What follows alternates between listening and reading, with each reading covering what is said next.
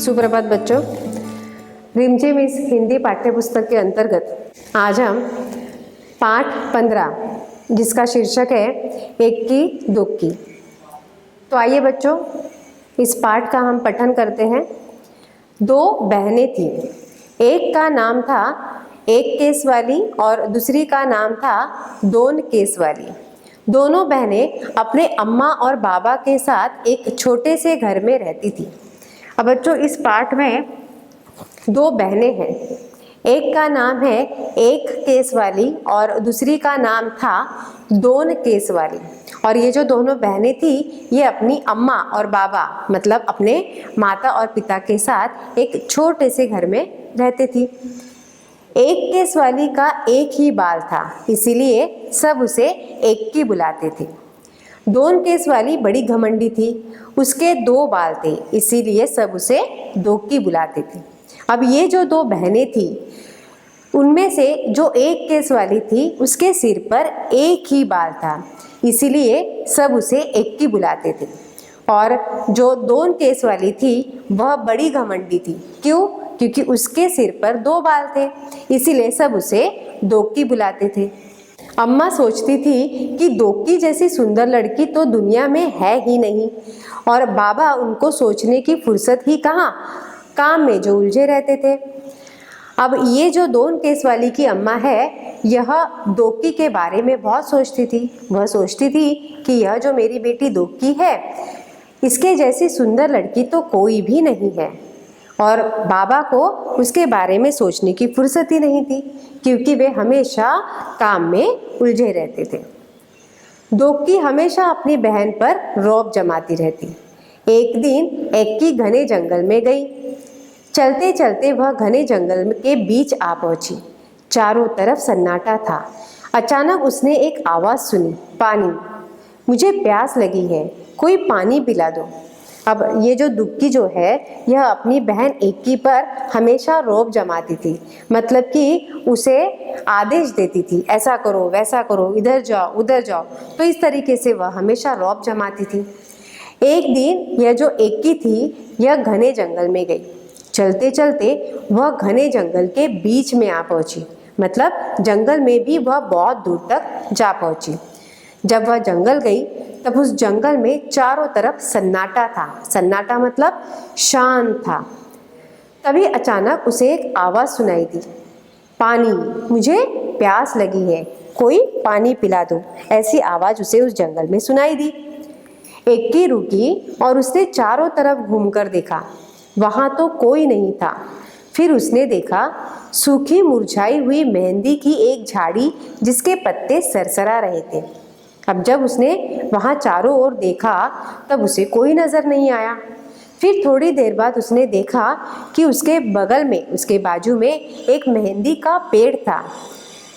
उसकी जो झाड़ी थी उसके पत्ते सरसरा रहे थे। सरसरा रहे थे मतलब उसके पत्ते जो थे वह नीचे सूखने के कारण गिर रहे थे।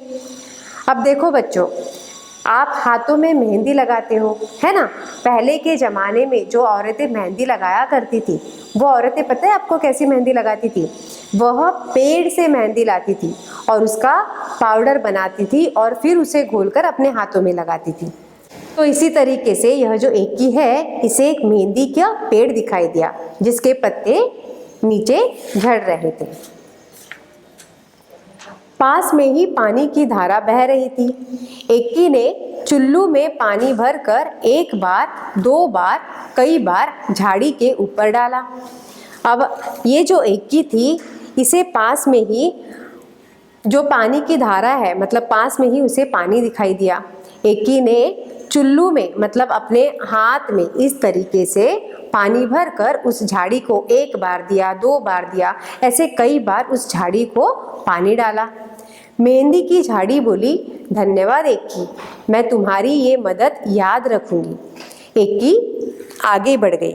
फिर अचानक सन्नाटे में उसे एक और आवाज़ सुनाई दी, मुझे भूख लगी है, कोई मुझे खाना खिला दो। एक्की ने देखा कि एक मरियल सी गाय पेड़ से बंधी हुई है। एक्की ने देखा कि एक मरियल सी गाय पेड़ से बंधी हुई थी। एक्की ने घास फूस इकट्ठी की और गाय को खिला दी।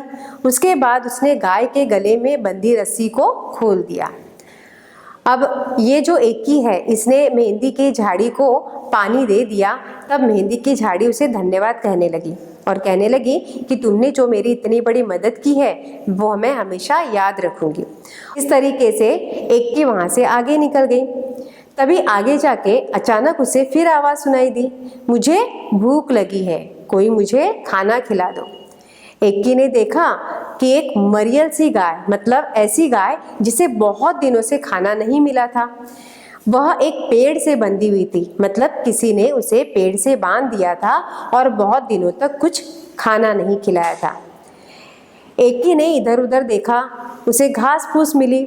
उसने घास फूस इकट्ठा की, मतलब जमा किया और उस गाय को खिला दी। उसके बाद उस गाय को भी उसने उस पेड़ से जो रस्सी बंधी थी उससे उसे खोल दिया। धन्यवाद एक्की, मैं तुम्हारी ये मदद हमेशा याद रखूंगी, गाय ने कहा। एक्की अब चलते चलते थक गई थी, उसे गर्मी भी लग रही थी। उसे समझ नहीं आ रहा था कि अब वह क्या करे, कहाँ जाए। तभी उसे दूर एक झोपड़ी दिखाई दी। एक्की दौड़कर झोपड़ी तक गई और आवाज़ लगाई, कोई है? एक बूढ़ी अम्मा ने दरवाज़ा खोला। बूढ़ी अम्मा ने कहा, आहा, आ गई मेरी बच्ची, मैं तुम्हारी ही राह देख रही थी, आओ अंदर आ जाओ। अक्की हैरान हो गई और चुपचाप झोपड़ी में आ गई। झोपड़ी में आकर उसे बहुत अच्छा लगा।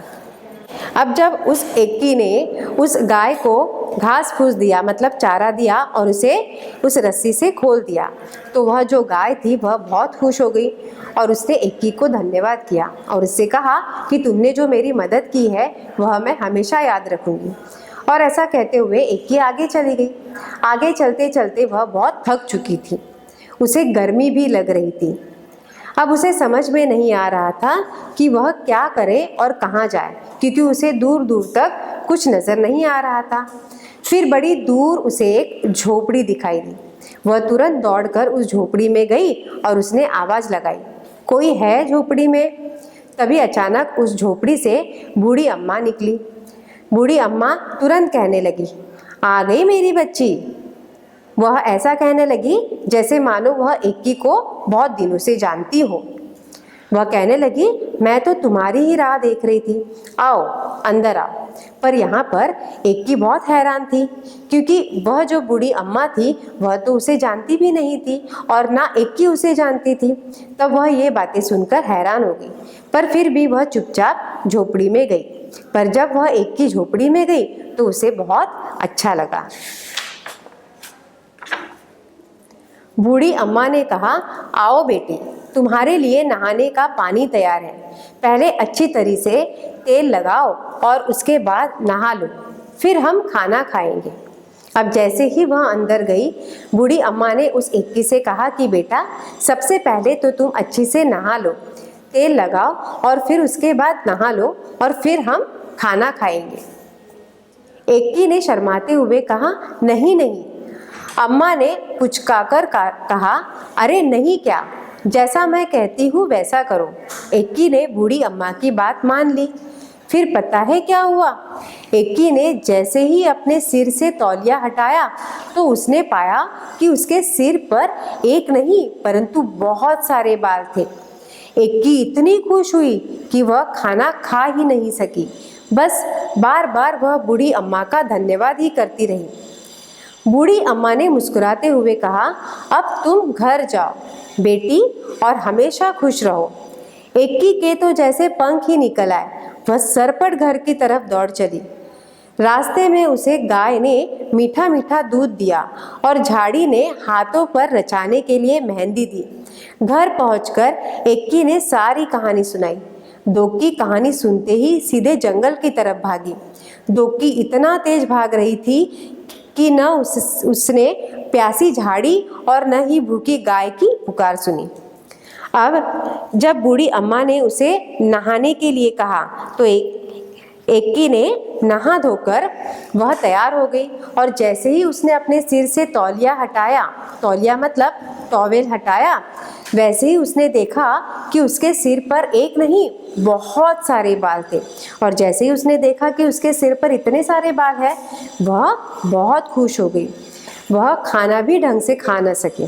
तब बूढ़ी अम्मा उसे कहने लगी कि अब तुम घर जा सकती हो और हमेशा खुश रहो। तब एक्की खुशी के मारे दौड़ दौड़ कर घर पहुंची। रास्ते में उसे गाय ने उसे मीठा मीठा दूध दिया और झाड़ी ने हाथों पर रंगने के लिए मेहंदी दी। अब जब एक्की घर पहुंची तब उसने सारी हकीकत सुनाई।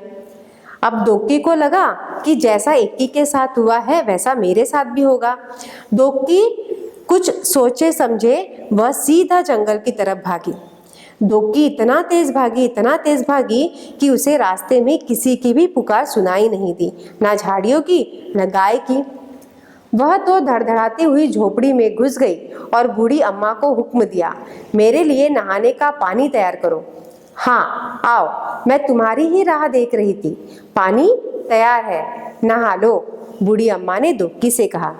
अब यह जो दोक्की थी यह धड़धड़ाती हुई मतलब कि दौड़ती दौड़ती वह झोपड़ी में सीधा अंदर घुस गई और उसने बूढ़ी अम्मा को हुक्म दिया मतलब आदेश दिया। उसने कहा, जाओ मेरे लिए नहाने का पानी तैयार करो। बूढ़ी अम्मा कहने लगी कि अरे हाँ आओ, क्यों नहीं, मैं तो तुम्हारी ही राह देख रही थी। पानी तैयार है, नहा लो। झटपट नहाने के बाद जैसे ही दोक्की ने तौलिया सिर से हटाया उसकी तो चीख निकल गई। दोक्की के 2 ही तो बाल थे और वे भी झड़ गए थे। रोते रोते दोक्की घर की तरफ चलने लगी। रास्ते में उसे गाय ने सींग मारा और मेहंदी की झाड़ी ने कांटे चुभो दिए, मगर अब दोक्की अपना सबक सीख चुकी थी। इसके बाद एक्की दोक्की अपने अम्मा बाबा के साथ खुशी खुशी रहने लगी। अब ये जो दोक्की थी, जैसे ही इसने नहाया और अपने सिर से तौलिया हटाया तो वह चीखने लगी, चिल्लाने लगी। अब ये जो दोक्की थी इसके सिर पर तो पहले से ही 2 बाल थे पर वह भी झड़ गए थे। अब ये जो दोक्की थी वह देखकर रोने लगी और रोते रोते वह घर की ओर निकली। रास्ते में उसे गाय तो मिली पर गाय ने उसे दूध नहीं बल्कि अपनी सींग मारी और मेहंदी की झाड़ियों ने उसे हाथों में रंगने के लिए मेहंदी नहीं बल्कि उसे कांटे चुभो दिए। अब ये जो दोक्की थी उसे धीरे धीरे सब समझ में आ रहा था। ऐसे करके वह सारा सबक सीख चुकी थी। उसे समझ में आया कि मेरी ही गलती है, मैंने बहुत बड़ी गलती की है। और उसके बाद दोक्की और एक्की दोनों भी अपने अम्मा और बाबा के साथ खुशी खुशी घर पर रहने लगे। तो बच्चों, इस पाठ में हमें यह सीखने मिलता है कि हमें किसी भी चीज़ का घमंड नहीं करना चाहिए। हमें हमेशा दूसरों की मदद करनी चाहिए और दूसरों के साथ विनम्र पूर्वक स्वभाव हमारा रखकर दूसरों से विनम्र पूर्वक व्यवहार करना चाहिए। इसी तरह यह पाठ समाप्त होता है। धन्यवाद।